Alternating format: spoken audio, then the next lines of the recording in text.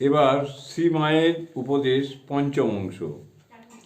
অষ্টাদশ বর্ষের শ্রী মা যখন দক্ষিণেশ্বরে প্রথম পদার্পণ করেন, তখন হইতেই তাহার সাধন জীবনের উত্তরোত্তর গভীরতা পরিলক্ষিত হয়।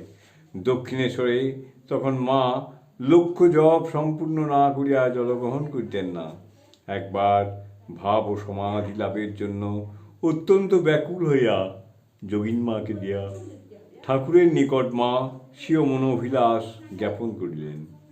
ইহার অব্যবহিত পরে যোগিন মা নহবতে ফিরিয়া আসিয়া শ্রীমাকে যে অবস্থায় দেখিতে পাইলেন, তৎসম্বন্ধে তিনি পরবর্তীকালে বলিয়াছেন, নহবতে আসিয়া দরজা খুলিয়া দেখি মা খুব হাসিতেছেন, এই হাসিতেছেন আবার একটু পরেই কাঁদিতেছেন, দুই চক্ষু দিয়া ধারার বিরাম নাই।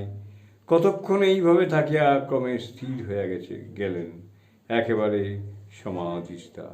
জয় মা, জয় মা, জয় মা।